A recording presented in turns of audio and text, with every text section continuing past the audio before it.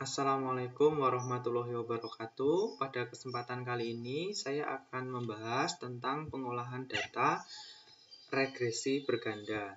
Sebelumnya saya ingin sedikit menjelaskan apa perbedaan regresi berganda dengan regresi sederhana. Pada regresi sederhana, variabel independen itu hanya satu jumlahnya. Sedangkan pada regresi berganda, variabel independennya itu jumlahnya lebih dari satu. Bisa 2, 3, dan seterusnya. Nah, pada kesempatan kali ini saya sudah memiliki contoh soal yang akan kita kerjakan bersama-sama.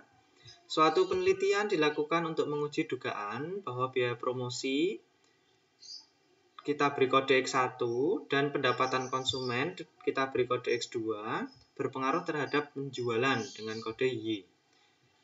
Berikut ini adalah data sampel yang diperoleh dari observasi, ya, ada X1, X2, dan Y.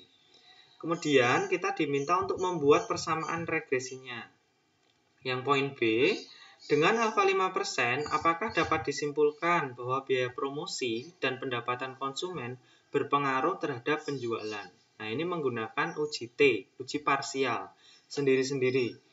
Biaya promosi apakah berpengaruh terhadap penjualan, lalu pendapatan konsumen apakah berpengaruh terhadap penjualan.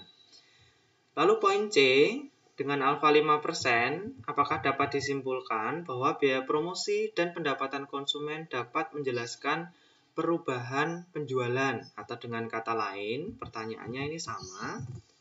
Apakah dapat disimpulkan bahwa biaya promosi dan pendapatan konsumen secara simultan atau bersama-sama berpengaruh terhadap penjualan. Nah, ini dengan uji F, uji simultan ya. Jadi bersama-sama. Biaya promosi dan pendapatan konsumen secara bersama-sama apakah berpengaruh terhadap penjualan.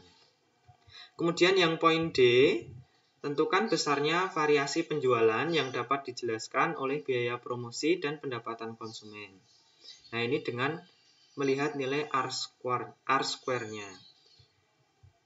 Nah, untuk poin E, tentukan estimasi penjualan jika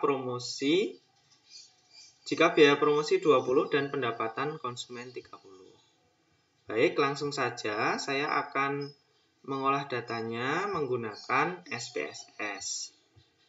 Nah, di SPSS ini langkah pertama yang kita lakukan adalah memberi nama variabel di menu variabel view. Nah, ini diberi nama X1, X2, dan Y. Kemudian kita kembali ke data view, lalu kita input datanya dari soal tadi. Nah, saudara bisa input manual satu-satu, atau saudara juga bisa copy paste jika sudah mempunyai datanya. Jika sudah kita input datanya, kita lalu menganalisis menggunakan menu Analyze, Regression, lalu Linear. Maka akan muncul tampilan seperti berikut. Kemudian kita masukkan Y ke dependent, lalu X1 ke independent, dan X2 ke independent. Kalau sudah, kita klik OK, maka akan muncul tampilan sebagai berikut. Nah, hasil dari SPSS ini, hasil dari pengolahan di SPSS ini akan saya bahas di video saya selanjutnya. Terima kasih.